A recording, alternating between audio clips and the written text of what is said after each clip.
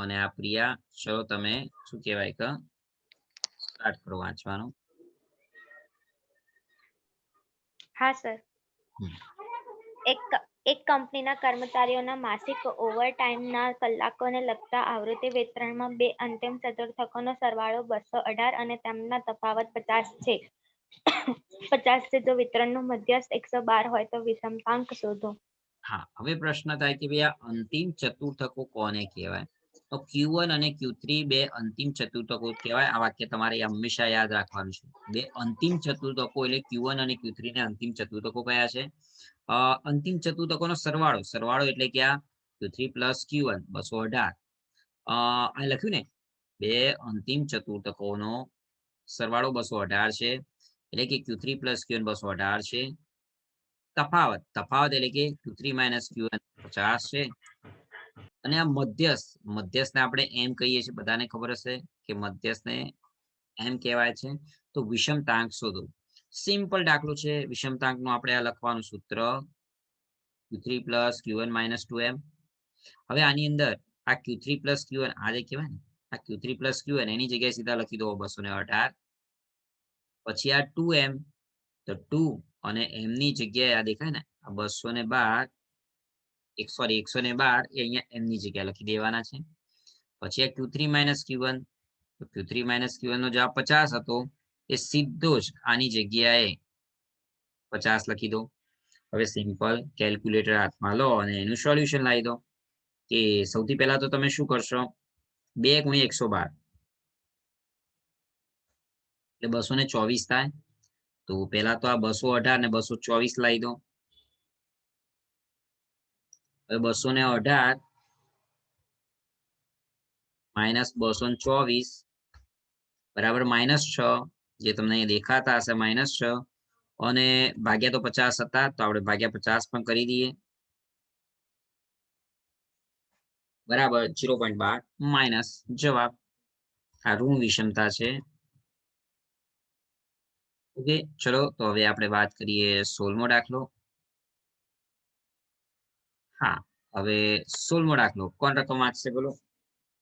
મહેશ્વરી, ચલો રકમ વાંચો 16મો.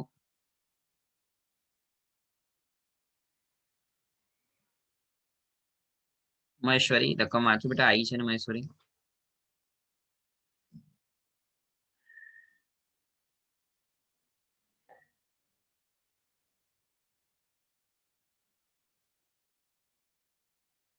મહેશ્વરી 16મો દાખલો બેટા.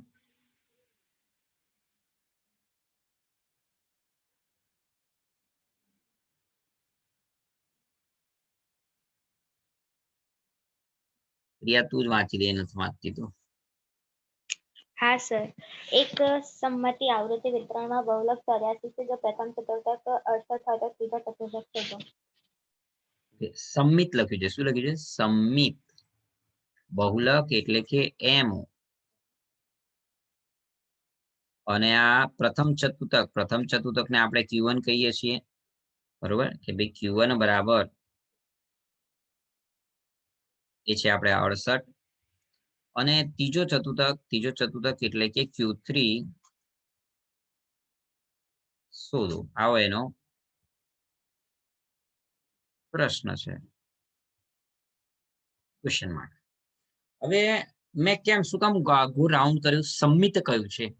હવે સંમિત આવૃત્તિ વિતરણમાં વિષમતાંક જે બરાબર 0 થાય, આ લીટી તમારે યાદ રાખવાની છે કે સંમિતની અંદર વિષમતાંક જે બરાબર 0 થાય છે. હવે સંમિત આવૃત્તિ વિતરણ કઈ ગુણધર્મો યાદ છે? સંમિત આવૃત્તિ વિતરણના મધ્યસ્થ ને બહુલક એક સરખા થાય છે, કઈક યાદ આવે તો? મધ્યસ્થ બહુલક એક સરખા થાય છે. સંમિત આવૃત્તિ વિતરણના ગુણધર્મોની અંદર આપણે ચર્ચા કરી હતી, તમારી ચોપડીનું પહેલું બીજું પાનું હશે. એનો મતલબ અહીંયા બહુલક m 84, તેનો મતલબ x બાર કે m કે જે ગણો એ 84 થાય, બરોબર? તો અહીંયા જો લખેલું છે મધ્યસ્થ ગણો, મધ્યક ગણો કે બહુલક ગણો, બધા જ 84 થાય. એ સિમ્પલ હતું, સૂત્ર લખીને કિંમત મૂકવાની હતી આપણે.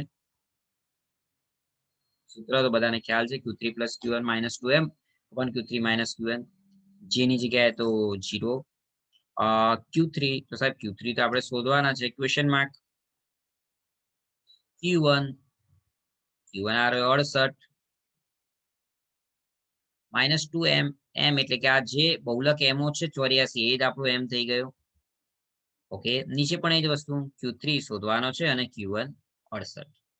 ઓકે, હવે વસ્તુ શું થાય છે ધ્યાનથી તમે જુઓ કે સૌથી પહેલા તો આ 2 ગુણ્યા 84 તમારે કરી દેવાના.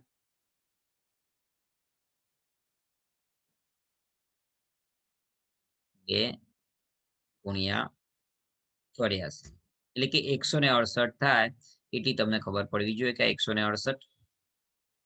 હવે આ જે ખરું અહીંયા ભાગ્યા છે બરાબરની જો પેલી બાજુ લઈ જઈએ તો ગુણ્યા થાય એટલે કે 0 ગુણ્યા Q3 માઇનસ 68 અને અહીંયા શું વધ્યું અહીંયા વધ્યું Q3 પ્લસ 68 માઇનસ 168. હવે 0 ને ગમે તેટલા વડે ગુણાકાર કરો તો 0 જ રહેવાના છે. હા પણ અહીંયા સુધી જાય 68 માઇનસ 168 કરો 68 માઇનસ 100 માઇનસ 100 થાય. ઓકે, તો એને એ જ લખ્યું કે આ Q3 માઇનસ 100 આ માઇનસ 100 સામે ગયા તો પ્લસ 100 માટે Q3 બરાબર 100 આવી ગયો જવાબ. અહીંયા જો ભૂલ ન થાય આ 0 ગુણ્યા Q3 માઇનસ 68 0 ગુણ્યા ગમે તે કરો થાય 0 અને પછી માઇનસ 100 સામે ગયા તો પ્લસ 100. તો આ રીતે તમારે Q3 નો જવાબ આવી ગયો. તો આ રીતે આ તમારે ગણવાનો તો દાખલો